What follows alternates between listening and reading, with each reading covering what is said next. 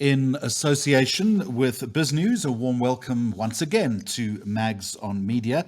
And in this episode, I'm going to take a look at how business can grow revenue when they are forced to cut advertising spend. And goodness gracious, don't we know that the advertising industry right now is facing an enormous amount of pressure?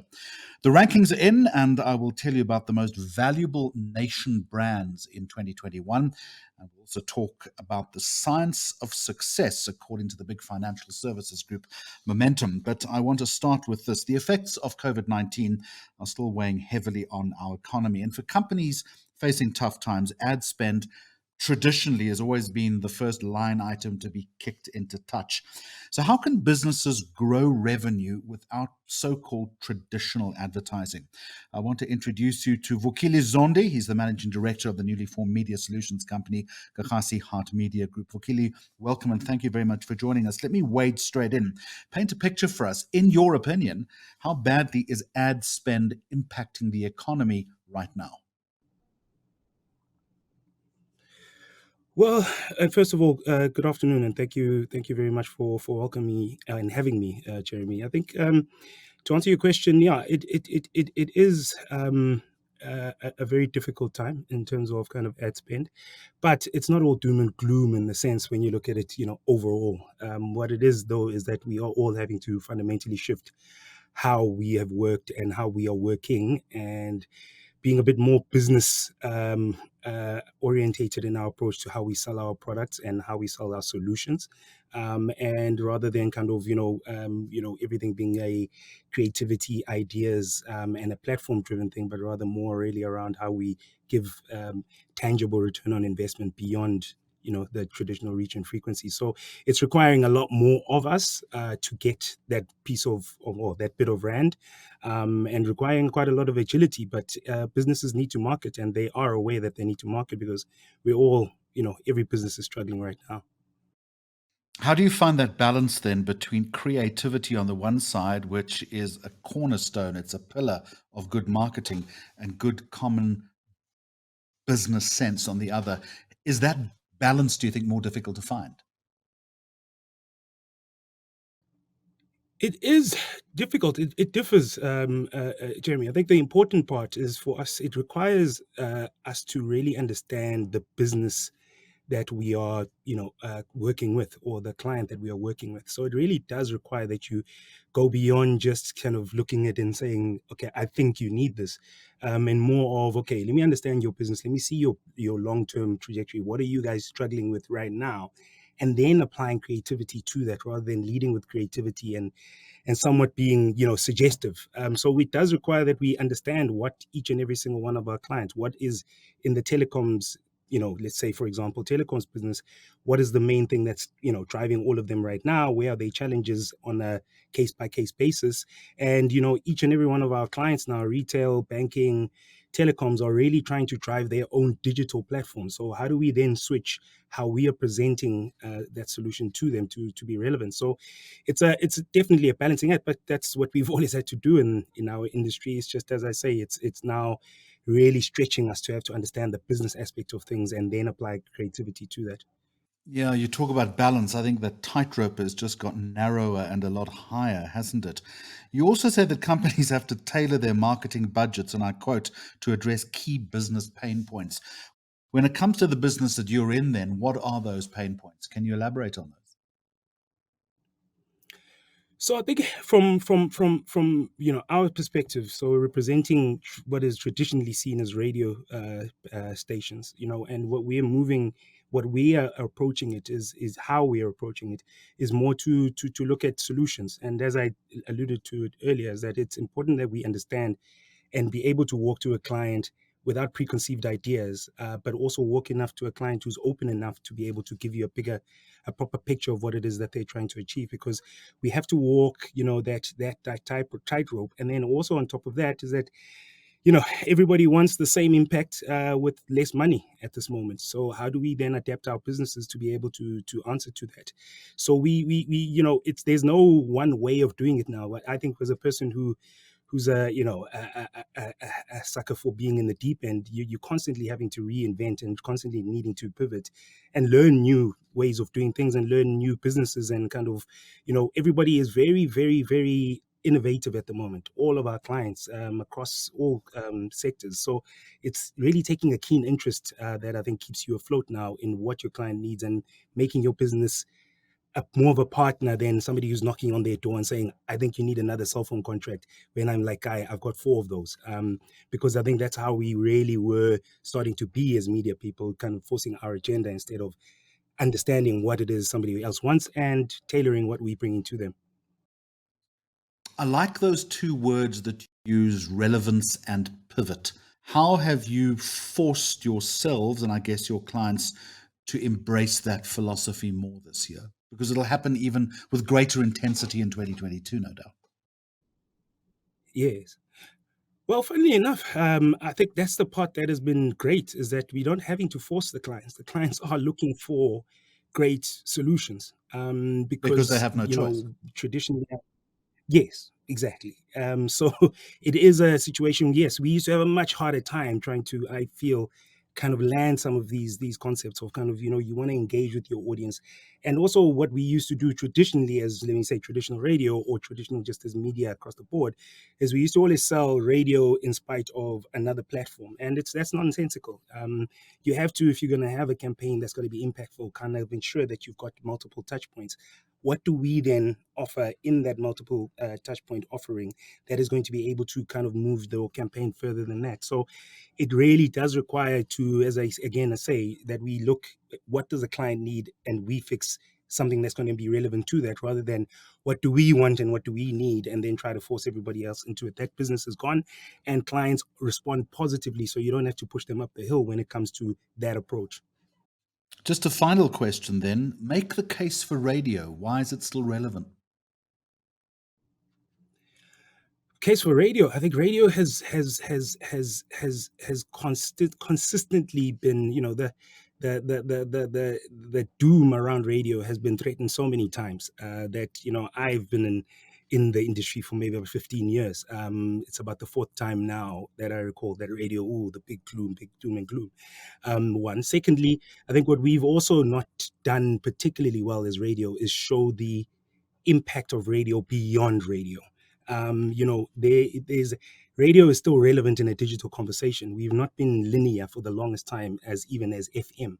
And on top of that, I mean, like right now, there's the digital aspect and digital platforms and ways of engaging with audiences. I mean, our stations, Gagasi and Heart, have got great responses from a digital point of view. So campaigns where the ROI is being measured from a digital point of view, radio is able to drive that.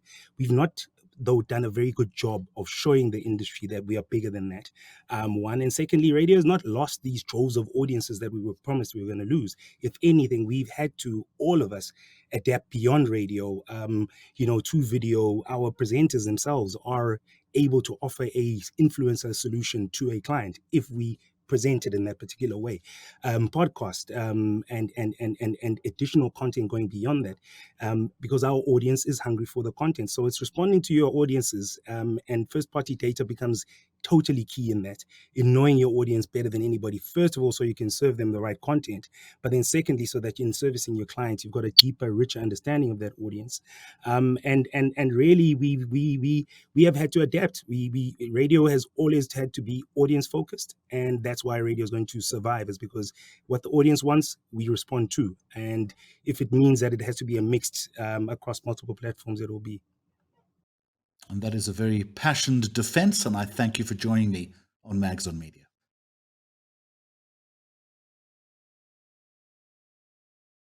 So here's a question. What makes a great nation, or perhaps more importantly, to our viewers and listeners, what makes a great nation brand? In fact, what is a nation brand?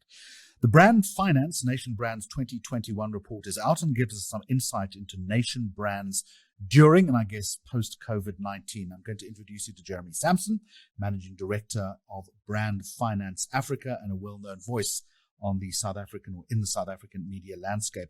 Jeremy, before we get to the report, and a very warm welcome to you, just remind us, what is a nation brand? Jeremy, good to be with you.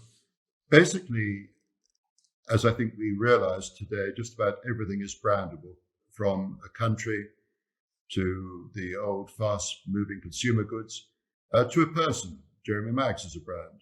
I guess I'm a brand. So that this is where you apply branding to all these various aspects. And countries, is brand interchangeable with reputation today? I guess in some ways it is. But there are so many facets that have to come to play. Also, when you actually look at the brand of a country, you can measure it by its financial value, by looking at its GDP, et cetera, et cetera. You can also look at its brand strength, which is by its reputation and other softer aspects. And then, of course, increasingly, the last few years, people have talked about the soft power of a brand and how that can be measured as well. So there are various aspects to it. But when you actually think that Brand South Africa is out there competing, whether it's competing for inward investment, whether it's competing for tourism, it's competing on the world stage. And that's why brands and branding today are so important, especially and increasingly for countries. Let's talk about South Africa then. Our previous ranking was 47. It's dropped 3 places to 50. Why is that, Jeremy Sampson, and is it important? I think it is important that South Africa has done quite well. After all, we're coming to the second anniversary, as it were, of COVID kicking in. And some countries have had a better 2 years than we have. I think we've actually had quite a tough time in the last 2 years. Even today, talking to people about the last 12 months, they say, wow, it's been a tough time for a lot of us. So we've got to remember that we're competing against everyone. And if some do better than us, they're going to push us down. And as you say, we're down to 50th place. We've dropped 3 places. In Africa, Nigeria is above us. I think it's 39 or so. And then when you look at some of the other African countries, countries like Kenya are not that far behind. And this is where, as I say, from a branding perspective, what is a brand about? It's about giving us a choice. So whether you're buying a new car, whether you're thinking of going on holiday somewhere, there are a lot of factors that come into play. But one of them is the reputation of the specific country. Is it stable? Is it safe? No, just watching Sky Television this morning when they're doing a feature on the latest aspects of COVID, and they decide to go in one of the back streets of Alexandra, it doesn't actually help the reputation of South Africa, does it? Jeremy Sampson, is there a reason as to why the brand South Africa, why we've dropped 3 places? As I say, I think it's because other people are coming up. We've been fairly stable, but COVID has hit us pretty hard. And you only have to look at the agricultural sector and you look at the exports of fruit and produce and wine, etc., where we've had serious lockdowns. If you talk to people in the wine industry, they'll tell you that in the last 12 months, they've basically had over 4 lockdowns when they couldn't even transport product on the roads, let alone get it to the ports and get it across to the export market. So lots of different facets coming into play. The reason why I asked that question is I think back to a tumultuous 2021. I think of the rioting in July. I'm thinking of the compounding problems as far as Eskom is concerned. I'm thinking of the perpetual overlay as far as corruption goes. Surely that contributes to our slide down the scale. Well, you're absolutely right. It's all these different facets. It also doesn't help that when you look at the media and you listen to the international media, often it seems to think that they get confused with the fact that when it comes to COVID, we've discovered strains, but they haven't started in South Africa. And this has happened a couple of times now as well. So we tend to get a bad press. Sometimes we deserve it. But you're absolutely right. There are all these things coming together. It's interesting that 2 of the countries that have dropped the most in the rankings are countries where there are wars or where there's fighting, like Ethiopia and Eritrea and places like that, Myanmar as well. Fortunately, we haven't dropped like that. But as you're absolutely right, when things happen and the television around the world shows what's going on, after all, the rioting in Durban was absolutely horrific. I was getting calls from overseas saying, "Are you safe? No, is it all right?" And as we know, at the moment, with the holiday season starting, a lot of people have said, "Well, we're not coming. It looks absolutely horrific." And then if you say, "Well, hang on, that was around the Durban area, but if you're going to Cape Town, that's best part of 1,000 miles away." But this is where, again, there's a lot of disinformation. And sometimes, sadly, in this world we live in, there's fake news as well. So in terms of fixing a nation brand, is it simply a political fix, or is there more to it than that? It's 360 degrees, Jeremy. It's the whole thing. The countries that have got the highest rating from a brand strength perspective are countries like Switzerland, like Singapore, which are rock solid, totally stable. And to be honest, who are the prime ministers there? Who are the politicians there? We don't know. And to be honest, who cares? The countries go on absolutely solidly, and they keep away from any drama, any bad news. Whereas South Africa at times can be very accident prone. You've already highlighted several instances of what's gone on in this last year. And that's where people want sometimes something to be a little bit boring. They don't want excitement. And that's where South Africa sometimes, you look at some of the specialists, the experts talking about COVID over the last few months, talking on the international news media. They're not coordinated in any way. They're saying sometimes confusing different things. They're using language which internationally people don't understand. After all, to quote the fact that we're in Gauteng or you're going to Baragwanath means absolutely nothing to people in the States or Europe. And this is where I think sometimes we need to get our act together more. And you know a lot about media training, getting people to understand the narrative, to use similar words, similar terminology, but the sort of messaging that will be appreciated and understood internationally and not cause confusion. So, Jeremy Sampson, in conclusion then, Estonia has recorded the highest brand value growth for 2021. And the reason? Exceptional digital infrastructure.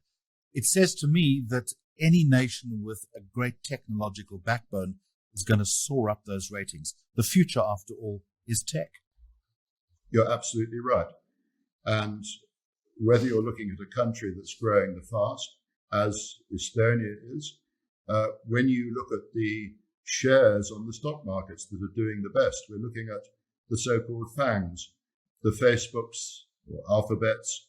You look at the Googles, you look at the Microsoft, you look at the Apple, you look now at Tesla, Amazon. These are all tech-related organizations and companies.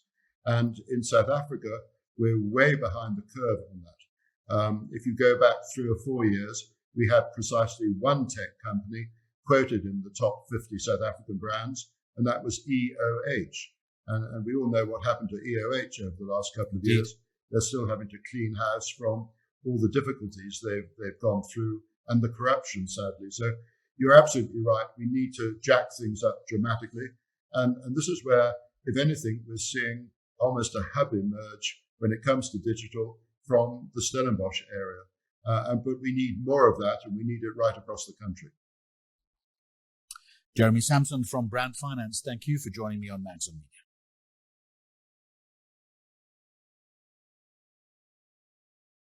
I want to move on now to the financial services sector, and the idea behind Momentum's new campaign is to provide South Africans, it says, with the tools and the knowledge to make empowered financial decisions.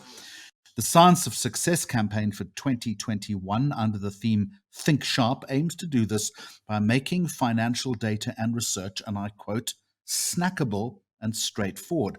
What on earth am I talking about? I want to introduce you now to Charlotte Nsubuga-Mukasa, who's the head of Momentum Brand. Charlotte, welcome to you. Expand on the idea for us. What's the thinking behind this campaign? Snackable and straightforward.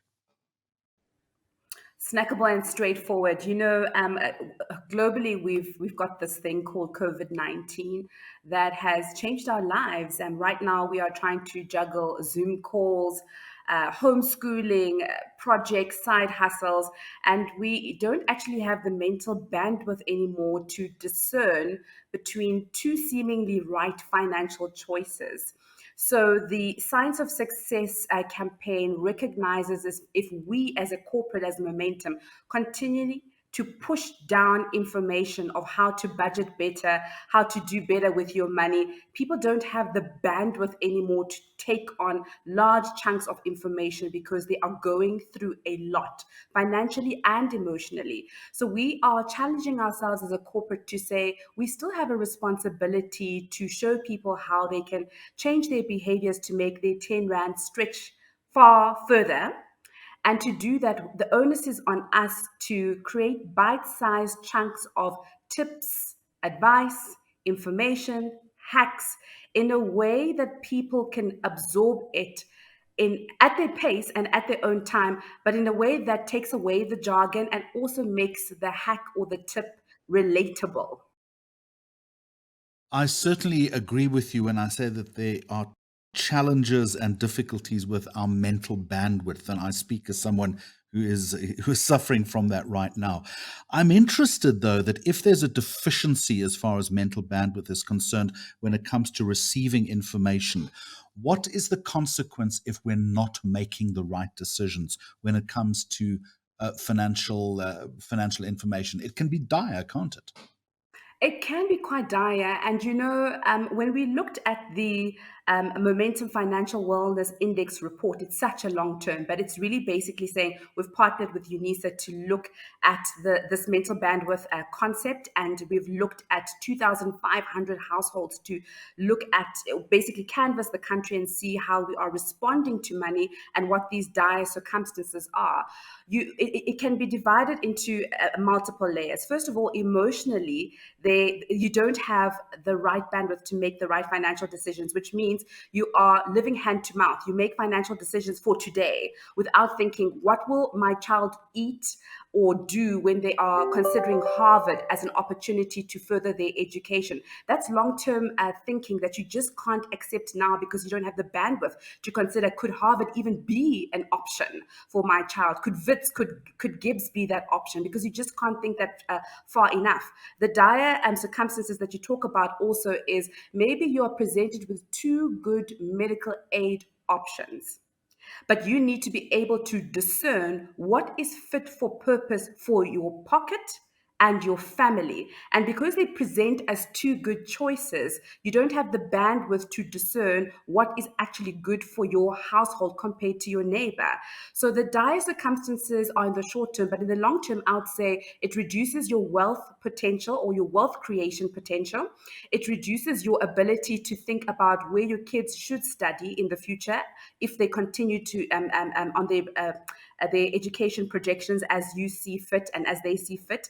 And in terms of those dire circumstances, and especially if you don't have a financial advisor or an accountability partner, your husband or whoever you're living with is an accountability partner when it comes to the finances that you're making in your household. You could find, though, that this mentality of making short-term decisions and living hand to mouth actually takes away from your ability to tap into multiplying and maximizing your money, which would then open you up for bigger financial goals, such as going on holiday with your family one day, or even just making sure that you make the right investment decisions for your family.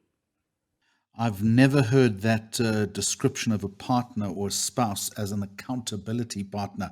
I'm going to have to tell Mrs. Maggs that when I get home a little bit later.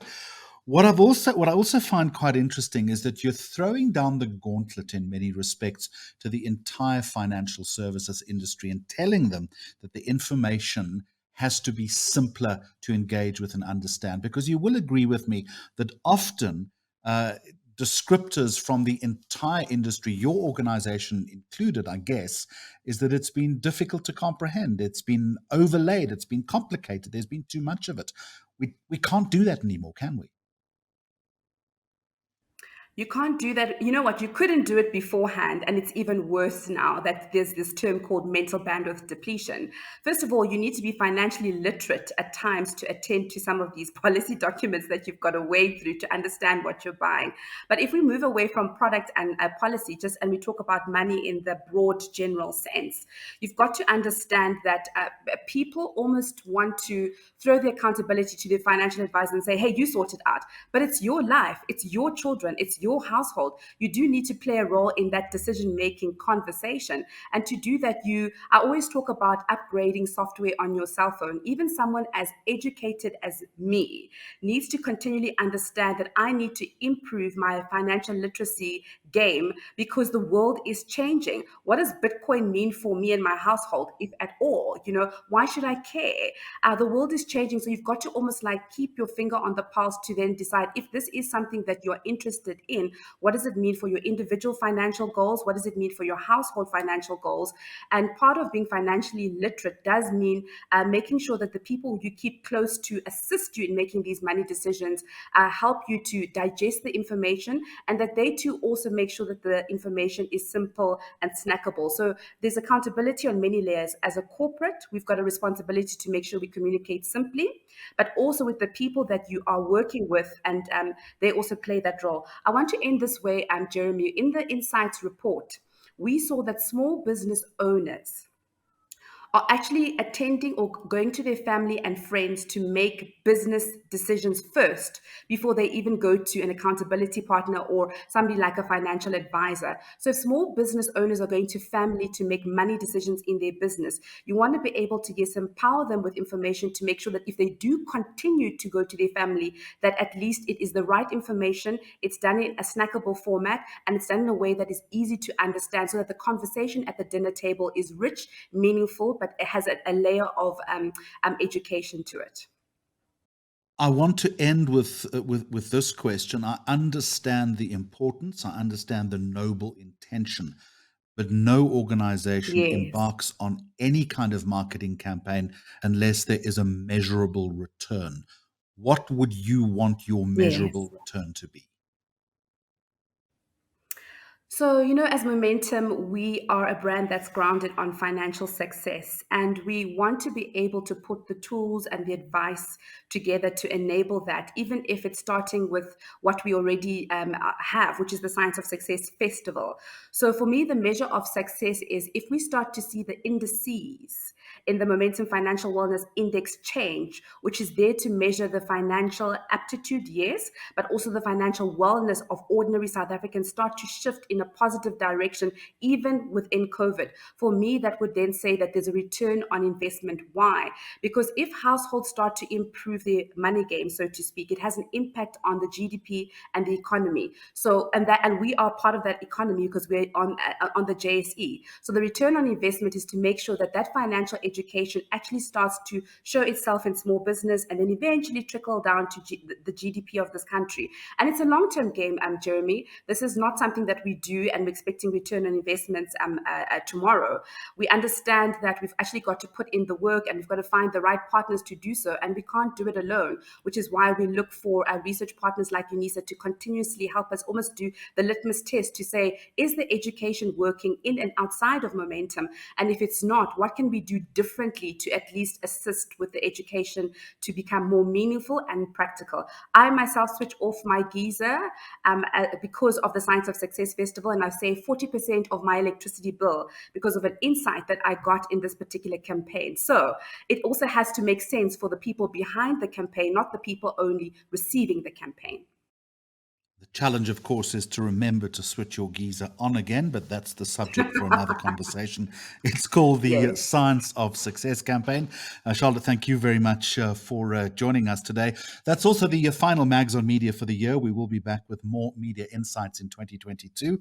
Until then, you can find our previous episodes on BizNews TV on YouTube. As always, goodbye and thank you for engaging.